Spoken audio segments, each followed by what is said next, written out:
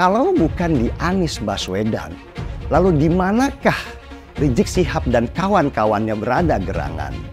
Seharusnya ya, kalau mereka ada di barisannya Anies Baswedan, ketika survei terhadap Anies itu turun, mereka pasti turun ke jalan untuk menaikkan hasil surveinya Anies. Kenapa mereka kok diam? Dan sebenarnya sudah terbaca sejak lama, pendukung Prabowo yang garis keras sebenarnya itu tidak pindah ke Anies. Mereka hanya tiarap dulu sementara. Dulu ingat nggak? Pernah Novel Bamukmin, salah satu tokoh 212, itu deklarasi dukung Prabowo. Anehnya, nggak berapa lama kemudian dia meralat ucapannya. Ditambah ada pecahan PKS, yaitu Partai Gelora, akhirnya merapat ke Prabowo. Kita sudah mengerti bahwa Prabowo masih menjaga basis terbesar suaranya, yaitu para kelompok garis keras. Kalaupun sekarang terlihat banyak pendukung Jokowi yang pindah ke Prabowo, itu tuh hanya sementara aja. Nanti kalau Rizik, 212, HTI, dan FPI akhirnya muncul juga, maka secara otomatis pendukung Jokowi yang sementara ini pindah ke Prabowo karena terbuai dengan narasi persatuan, akan lari dan kembali ke barisan lamanya yang sekarang sebagian besar kumpulnya di Ganjar. Setiap ditanya capres dan cawapresnya, jawabannya belum ada arahan Pak Lurah. Saya sempat mikir, siapa ini Pak Lurah? Sedikit-sedikit kok Pak Lurah. Belakangan saya tahu yang dimaksud Pak Lurah ternyata saya. Ya, saya jawab saja, saya bukan lurah. Saya adalah Presiden Republik Indonesia. Saya ini bukan ketua umum parpol, bukan ketua umum partai politik, bukan juga ketua koalisi partai. Yang menentukan capres dan cawapres itu adalah partai politik dan koalisi partai politik. Jadi saya ingin mengatakan itu bukan wewenang saya, bukan wewenang Pak Lurah, bukan wewenang Pak Lurah. Sekali lagi dijadikan tameng. Bahkan walau kampanye belum mulai, foto saya banyak dipasang di mana-mana. Bukan foto saya sendirian. Ada di sebelahnya bareng capres. Pemimpin itu harus punya public trust. Karena kepercayaan adalah salah satu faktor penentu bisa berjalan atau tidaknya suatu kebijakan, bisa diikuti atau tidaknya sebuah keputusan. Ini adalah modal politik dalam memimpin sebuah bangsa besar seperti Indonesia. Ini bukan tentang siapa yang jadi presidennya. Bukan itu. Tapi apakah sanggup atau tidak untuk bekerja sesuai dengan apa yang sudah kita mulai saat ini. Apakah berani atau tidak, mampu konsisten atau tidak. Karena yang dibutuhkan itu adalah nafas yang panjang. Karena kita tidak sedang jalan-jalan sore. Yang kita lakukan harusnya adalah lari maraton untuk mencapai Indonesia emas. Inilah alasan kuat saya kenapa saya nggak pernah bisa mengalihkan dukungan saya kepada Pak Prabowo. Meskipun Pak Prabowo sekarang dalam tanda kutip sudah dekat dengan Pak Jokowi dan menjadi bagian dari kabinet kerja Pak Jokowi. Alasan utamanya adalah saya nggak pernah bisa percaya dengan orang-orang di belakang Pak Prabowo. Dan sekarang terjadi. Orang-orang yang dulu kecewa dengan sikap Prabowo yang mengambil sikap bergabung dengan pemerintah sekarang sudah kembali kepada Prabowo. Artinya formasi pendukung Prabowo sudah kembali. Kedekatan Prabowo dengan Jokowi itu hanya salah satu manuver Prabowo untuk mengambil suara pendukung Jokowi, bukan hijrah. Kenapa saya bilang seperti itu? Karena sampai detik ini Prabowo sudah masuk di pemerintahan pun Prabowo juga nggak pernah berani mengambil sikap atau menentukan sikap bahwa dia anti dengan orang-orang yang intoleran atau ekstrim seperti pendukungnya pada tahun 2014 dan 2019.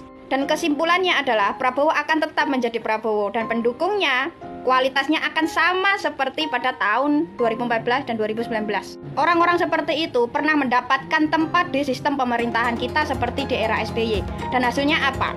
Sendi-sendi pemerintahan negara kita disusupi paham-paham yang radikal. Apakah kesalahan itu mau kita ulangi lagi? Tokoh-tokoh politiknya yang dari dulu sering misalnya memainkan politik identitas, kopar kapir, itu kok sekarang nggak nongol? Ada nggak sih pertanyaan dalam kepala kita? Hari-hari ini menjelang Pilpres Rizik kemana ya? Oh, yang HTI itu kemana ya? Atau kelompok-kelompok garis keras itu kemana ya? Kok mereka diem? Apakah mereka masih sudah luntur keinginannya mendirikan khilafah? Atau mereka sudah luntur keinginannya mendirikan Indonesia bersyariah? Atau sudah luntur keinginannya untuk menegakkan negara agama menggantikan Pancasila? Mungkin dengan itu ada sebuah ide. Oh, nggak bisa lagi mengharapkan kelompok-kelompok pemilih yang melulu menjual agama. Kali ini jualannya adalah Jokowi karena memang terbukti Jokowi menang 2 kali. Pemilih-pemilih lama, orang-orang yang sebelumnya mendukung Prabowo, yang menggunakan jargon-jargon agama, yang gampang mengkafir-kafirkan, itu tetap dipelihara, tapi syaratnya mereka nggak boleh teriak. Jadi dalam konteks politik, ya di mata timnya Prabowo, Pak Jokowi posisinya nggak jauh beda sama Rizik, sama HTI, sama FPI. Cuma didekati untuk menarik suara. Wajar kalau kita lihat baliho di mana-mana, Prabowo lebih Jokowi dari Jokowi misalnya. Nah sekarang tiba-tiba dengan entengnya Prabowo Subianto meminta izin ingin berkuasa. Lah ini kan bahaya sekali, bener gak? Jangan-jangan ya kita baru mengkritik sedikit saja, besoknya langsung hilang. Jadi bisa dibilang ya posisi Ganjar Pranowo ini memang sangat-sangat berat. Bahkan kalau saya melihat Ganjar ini seakan-akan sedang dikeroyok oleh lawan-lawan politiknya. Jadi sekali lagi saya ingin mengatakan, kalau saya melihat situasi politik yang belakangan ini terjadi ya, memang mirip sekali dengan situasi atau kondisi politik ketika pemilu 2014 lalu. Makanya kalau saat ini kita dihadapkan dengan situasi politik yang hampir sama dengan pemilu 2014, maka tentu kita semua tidak akan terlalu sulit untuk menentukan langkah ke depan. Kenapa Golkar beralih ke sana? Harus dibaca bersamaan dengan PAN juga. Saya rasa ini seperti tadi yang diungkapkan, berkali-kali mengucapkan kata atau nama Jokowi. Saya rasa secara tidak langsung ada peran Jokowi di sini. Ada skenario mengeroyok Ganjar Pranowo untuk Pilpres 2024. Hal ini juga mengingatkan kita pada Pilpres 2014, waktu itu Joko Widodo dikeroyok oleh gabungan 6 parpol, termasuk di dalamnya Gerindra, Golkar, dan PAN saat ini.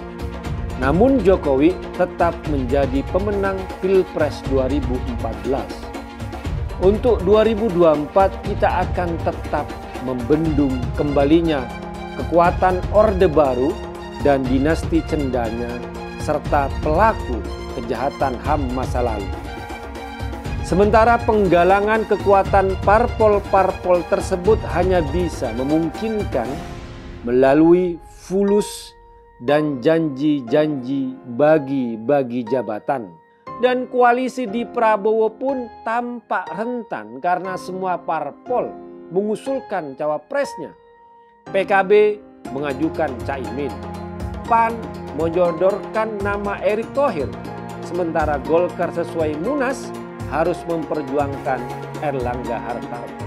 Kita tahu semua skenario itu, bahwa kemudian Jokowi tidak akan diakomodasi nanti setelah jadi presiden. Banyak drama-drama picisan diciptakan sedemikian rupa untuk memisahkan Jokowi dengan PDI Perjuangan, memisahkan Jokowi dengan Ibu Mega. Waduh, gampang dibaca dan itu murahan gitu loh. Gitu.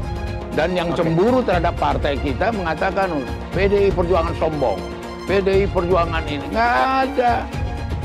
Nggak ada yang membuat PDI Perjuangan jadi galau, PDI Perjuangan jadi ini, ya enggak lah. Lebih dari ini udah pernah kita dikeroyok kok. Dan kita juga biasa ditipu kok. Kalau dibandingkan yang 10 tahun yang lalu, ya kita sudah biasa menghadapi, lebih besar lagi pada waktu itu. Di mana Golkar, Gerindra, PAN, PKB, P3, PBB, dan sebagainya. Jadi buat PDI Perjuangan sendiri, hal ini sama sekali tidak ada pengaruh. Ngeri-ngeri sedap seakan-akan koalisi 4 partai yang bergabung dalam porosnya Prabowo itu sudah ditentukan siapa cawapresnya, namanya adalah Gibran. Ini kan adalah informasi-informasi yang kemudian belakangan liar. Gabungan partai pendukung Prabowo itu ada variabel Jokowi di situ, maka Gibran juga jauh lebih diunggulkan untuk bisa berpasangan dengan Prabowo di 2024. Di Indonesia sudah banyak kasus pilpres, banyak kasus pilkada, di mana gabungan partai politik yang banyak tapi tidak berkorelasi positif dengan tingkat kemenangan mereka di kontestasi politik elektoral. Kita minta mandat dari rakyat. Kita memang ingin. Kita ingin maju ke rakyat. Kita minta izin rakyat untuk kita berkuasa. Karena kita ingin berkuasa dan semoga Yang Maha Kuasa meridhoi itikat baik kita ini. Terima kasih. Selesai. Wassalamualaikum warahmatullahi wabarakatuh. Terima kasih GNPF. Terima kasih 212. Terima kasih FPI. Mereka mau nuduh kalian radikal. Saya katakan kalian tidak radikal. Penjajahan di depan mata itu di Jakarta. Kita semua pribumi ditindas. Kini saatnya kita menjadi tuan rumah di negeri sendiri. Saya bilang, Miss, ente nggak bisa jadi presiden. Kenapa? Karena presiden adalah orang Indonesia asli, saya bilang. Jangan hanya konsentrasi pada pembangunan benda-benda mati yang indah difoto dan bisa ditunjukkan dalam 5 tahun hasilnya. Kalau kita mau menilai sebuah janji, maka lihat janjinya, lalu lihat kenyataannya. Dulu janjinya apa ya? Dan ini aneh, betul-betul aneh. Ini bukan kampanye, tapi saya sampaikan sini. Di satu sisi menyiapkan jalur-jalur air untuk dikirim ke laut, di sisi lain di lautnya dipasang dengan pulau reklamasi. Tinggal tunggu waktu jadi rob, air balik. Dan ini melawan sunatullah. Kenapa? Air itu turun dari langit ke bumi, bukan ke laut. Harusnya dimasukkan ke dalam bumi, masukkan tanah. Di seluruh dunia air jatuh itu dimasukkan ke tanah, bukan dialirkan pakai gorong-gorong raksasa ke laut. Jakarta telah mengambil keputusan yang fatal. Bukan banjir, itu memang parkir air. Bukan banjir, itu memang parkir air. Masyarakat berkeliling dengan membawa toa untuk memberitahu semuanya, termasuk sirine. Kaibon 82 miliar. Apa alat transportasi yang dimiliki oleh hampir setiap orang? Alat transportasi yang dimiliki semua orang adalah kaki. Kalau seandainya orang Jakarta percaya Pak Anies jadi gubernur pun, saya berani jamin kok dia akan lakukan normalisasi yang sama seperti saya lakukan kok. Nggak usah bohong lah. Ketika air sampai di muara, maka siap untuk dipompa ke laut. Usir penjajah Jakarta, siap! Tangkap si Ahok! Tangkap si Ahok sekarang juga! Tangkap si Ahok! Tangkap si Ahok sekarang juga. Lagi. Cepat. Tangkap si Ahok. Tangkap si Ahok sekarang juga. Lengserkan Jokodok. Takbir. Siap serbu istana. Siap ambil alih kekuasaan. Takbir. Pancasila Soekarno, ketuhanan ada di pantat. Anak Tuhan dari mana? Kalau Yesus anak Tuhan, bidangnya siapa? Besok di seluruh wilayah Indonesia kami katakan Bapak Ibu yang dimuliakan Allah, oleh sebab itu solusi penyelesaian umat ini hanya satu. Apa itu? Khilafah. Tegaknya khilafah, maka selesailah masalah. Takbir! Halal haram demokrasi. Kita pakai dulu sementara sistem kafir ini. Orang bilang kafir mana bisa. Sementara kalau semuanya sudah baik, kita pakai sistem Islam, naik khalifah. Iblis hanya menggoda orang yang beriman. Makanya jarang-jarang orang kafir kerasukan setan. Yang kerasukan setan itu orang baik-baik. Jarang, saya belum pernah nengok Cina kerasukan setan. Pernah tak Ahok itu kerasukan setan? Enggak, setannya juga. Karena sesama setan dilarang saling menggoda. Karena di salib itu ada jin kafir.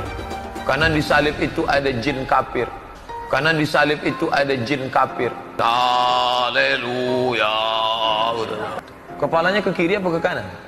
Kepalanya ke kiri apa ke kanan? Tetap percaya salib itu lambang mulia, bukan jin.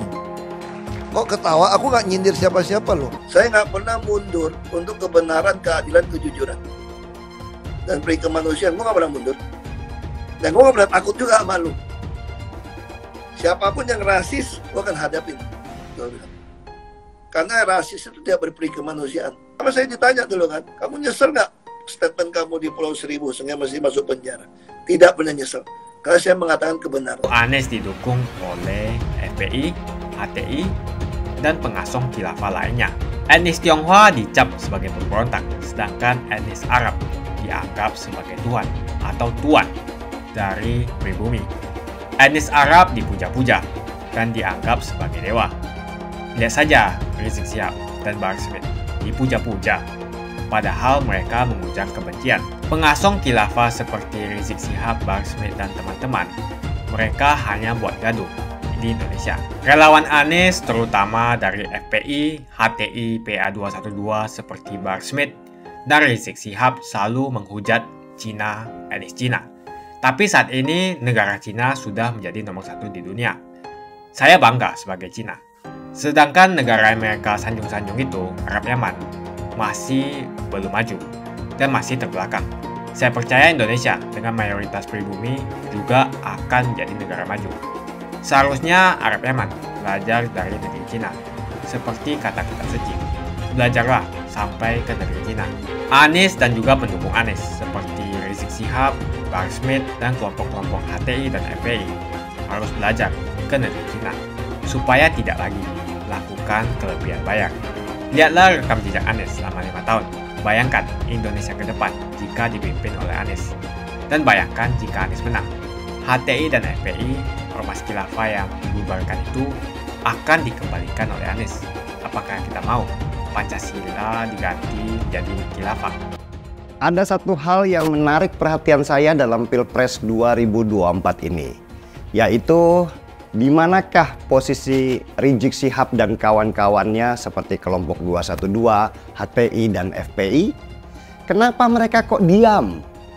Ini hal yang nggak biasa mengingat mereka di Pilpres 2014 dan 2019 adalah kelompok yang paling ribut dalam mendukung seseorang saat pemilu. Seharusnya ya, kalau mereka ada di barisannya Anies Baswedan, ketika survei terhadap Anies itu turun, mereka pasti turun ke jalan untuk menaikkan hasil surveinya Anies. Jadi mereka sudah pasti nggak ada tuh di barisan Anies Baswedan. Lalu di mana mereka? Ini pertanyaan terbesarnya. Jadi ketika pesta demokrasi di tahun 2024 semakin dekat dan Rizik, 212, HTI, dan FPI diam saja, ini jadi malah menarik perhatian saya karena di luar kebiasaan. Tapi ini kan sama sekali enggak.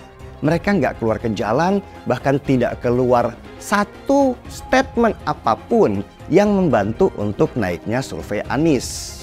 Apalagi Rizik Syihab dikenal sebagai pimpinan FPI yang punya tujuan mengembalikan Undang-Undang Dasar 45 kembali ke Piagam Jakarta, di mana di Piagam itu akhirnya diubah karena ada kata-kata di dalamnya menjalankan syariat Islam bagi pemeluk-pemeluknya.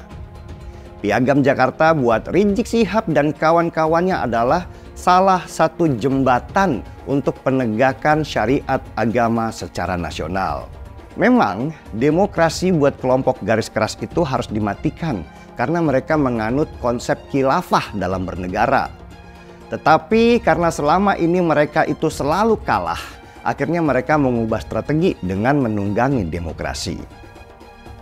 Gerakan-gerakan radikal ini bertransformasi dari gerakan demo di jalan-jalan menjadi gerakan menguasai kotak suara untuk memenangkan kekuasaan. Gerakan meninggalkan strategi kekerasan dengan strategi yang lebih cerdik dan tidak kelihatan dengan menunggangi demokrasi. Ini menjadi gerakan baru dalam menguasai negara, terutama negara yang menganut sistem demokrasi di dalam pemerintahannya. Mereka itu ada yang bikin partai sendiri, ada juga yang menunggangi partai besar yang dikondisikan sebagai inang untuk memenangkan pertarungan. Jadi balik lagi, kalau bukan di Anies Baswedan, lalu di manakah Rizik Syihab dan kawan-kawannya berada gerangan? Ada kesadaran baru dari kelompok mereka bahwa Anies Baswedan itu tidak punya peluang untuk menang. Bahkan lebih ekstrim lagi, tidak punya peluang untuk nyapres di 2024 karena koalisi yang mengusung Anies sekarang adalah koalisi yang rapuh. Dan sebenarnya sudah terbaca sejak lama, pendukung Prabowo yang garis keras sebenarnya itu tidak pindah ke Anies. Mereka hanya tiarap dulu sementara. Dulu ingat nggak? Pernah Novel Bamukmin, salah satu tokoh 212, itu deklarasi dukung Prabowo. Anehnya, nggak berapa lama kemudian dia meralat ucapannya. Juga rencana gabungnya Mbah Amin Rais ke Prabowo kalau Anies tidak jadi mencalonkan, itu sudah menjadi sinyal kuat kemana mereka. Ditambah ada pecahan PKS, yaitu Partai Gelora, akhirnya merapat ke Prabowo.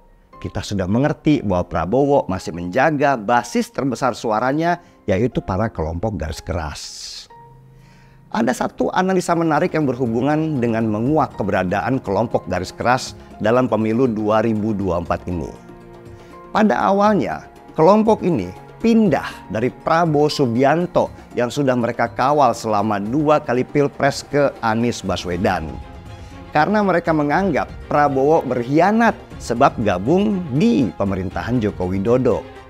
Dan perpindahan kelompok ini tentu disambut oleh Anies dengan tangan terbuka karena dia memang butuh suara. Tetapi Prabowo Subianto juga sedang mengubah strategi supaya bisa menang pilpres. Prabowo tahu bahwa 3 kali pilpres dengan memanfaatkan suara kelompok agama garis keras itu ternyata tidak membuatnya menang. Karena itu, tim sukses Prabowo menerapkan 2 strategi. Pertama, tetap memelihara hubungan dengan kelompok garis keras itu supaya suara terbesar mereka tidak berubah atau pindah. Kedua, menambah suara dengan merekrut pendukung Jokowi supaya pindah dengan strategi merangkul supaya terpecah. Dan pelan-pelan kelompok garis keras ini kembali merapat ke Prabowo Subianto yang selama ini mereka kenal dan sering bekerja sama demi satu kepentingan untuk memenangkan pemilu di Indonesia. Hanya saja, Prabowo juga sudah mempelajari bahwa pendukung Jokowi dan pendukungnya di 2019 lalu itu seperti air dan minyak, susah banget disatukan. Dan akhirnya pendukung Prabowo yang lama disuruh tiarap dulu sampai Prabowo berhasil memecah barisan pendukung Jokowi dan menarik mereka ke barisan Prabowo. Barulah kedua air dan minyak itu rencananya akan kembali disatukan. Tapi yang Prabowo tidak hitung adalah air dan minyak itu tidak mungkin bisa bersatu. Mereka selalu terpisah sesuai dengan takdirnya. Pendukung Jokowi yang moderat, anti radikal, tidak akan mungkin berada dalam satu barisan dengan pendukung Prabowo dulu yang intoleran dan cenderung radikal. Ketika 25% saja pendukung Jokowi di 2019 dulu itu gabung ke Prabowo, ditambah pendukungnya Prabowo yang garis keras, yang masih tetap setia menunggu di barisan dengan logistik yang sangat besar dan kuat, maka menurut hitungan Prabowo, dia punya potensi memenangkan pertarungan di Pilpres 2024. Saya coba jabarkan strategi ini sedikit ya. Tim Prabowo membakar rumah pendukung Jokowi dengan membangun strategi pecah belah seperti memisahkan Jokowi dengan partainya. Membangun propaganda hubungan Jokowi dan Bu Mega pecah. Membangun propaganda kalau PDI Perjuangan partainya Jokowi itu sebagai partai arogan. Dan memecah belah pendukung Jokowi yang militan. Itu strategi membakar rumah lawan. Ini strategi besarnya dan sekarang sedang dijalankan. Dan kita melihat hasilnya sekarang. Dimanapun Pak Prabowo berada, terjadi perpecahan di mana-mana di kubu lawannya. Baik yang di kalangan elit sampai kalangan pendukung di arus bawah. Kalaupun sekarang terlihat banyak pendukung Jokowi yang pindah ke Prabowo, itu tuh hanya sementara aja. Nanti kalau Rizik, 212, HTI, dan FPI akhirnya muncul juga, maka secara otomatis pendukung Jokowi yang sementara ini pindah ke Prabowo karena terbuai dengan narasi persatuan akan lari dan kembali ke barisan lamanya yang sekarang sebagian besar kumpulnya di Ganjar.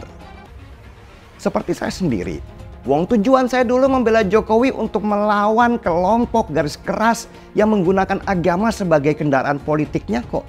Kan nggak mungkin saya sekarang harus sebarisan dengan mereka. Saya yakin banyak yang seperti itu juga. Karena konsep persatuan itu hanya ada di pemikiran orang-orang moderat, bukan orang-orang yang intoleran. Buat yang intoleran, konsep persatuan itu hanya topeng saja.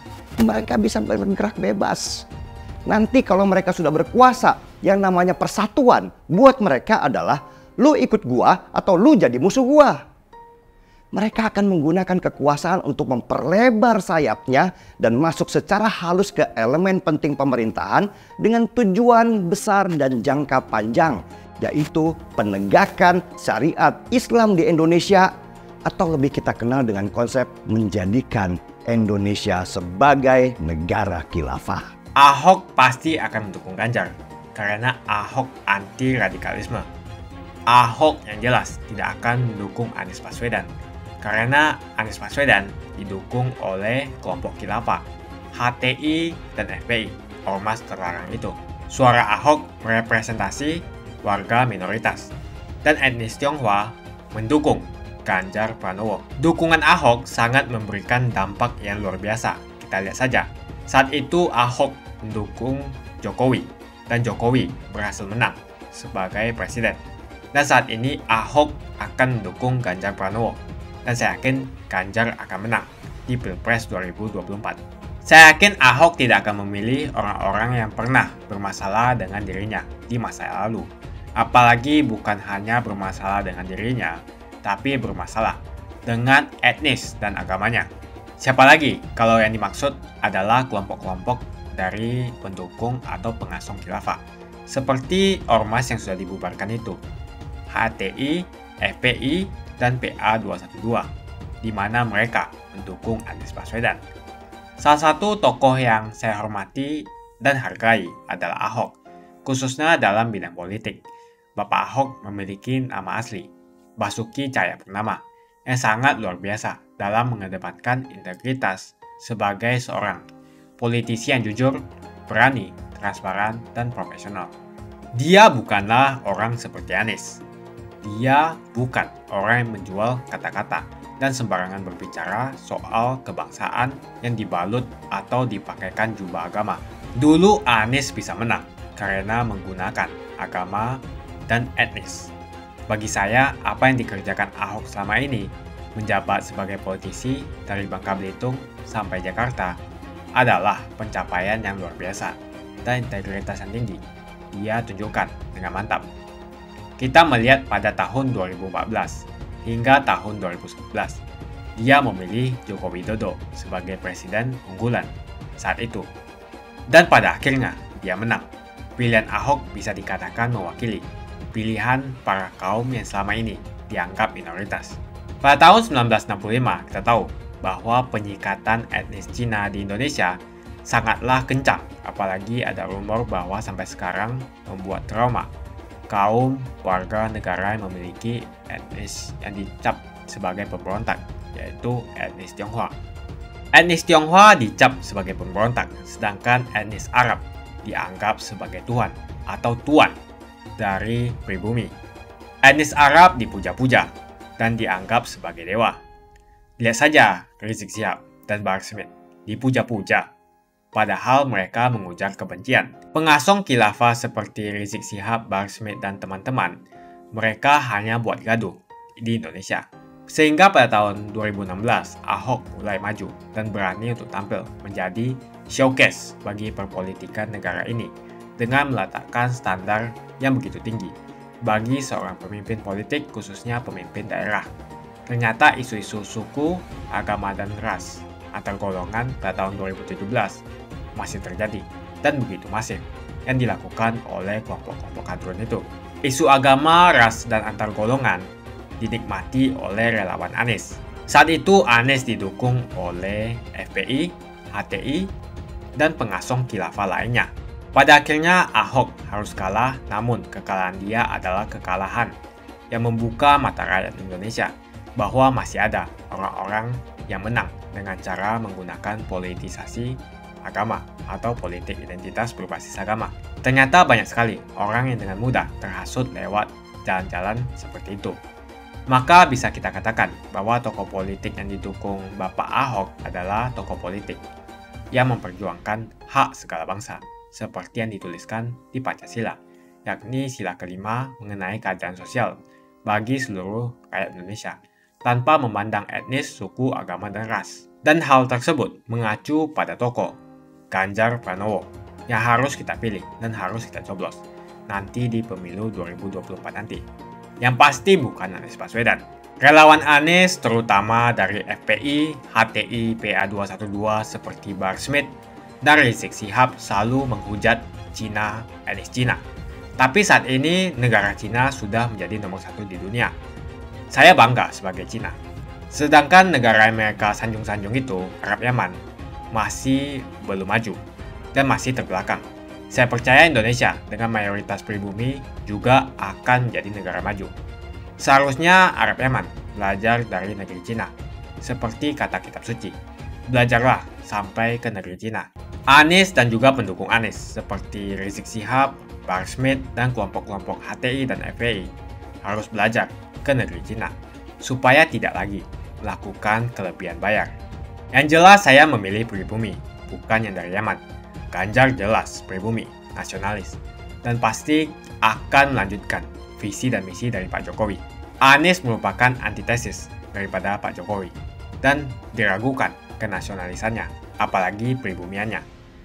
Antitesis artinya bertolak belakang dengan Jokowi. Anies sudah menyatakan tidak akan melanjutkan semua program dari Pak Jokowi. Jadi semua pembangunan yang dilakukan oleh Pak Jokowi akan dihentikan oleh Anies jika Anies menjadi presiden. Lagi pula Anies didukung oleh khilafah dan pendukung Anies adalah ormas seperti FPI dan HTI. Apa kita mau FPI dan HTI kembali di Indonesia jika Anies memimpin?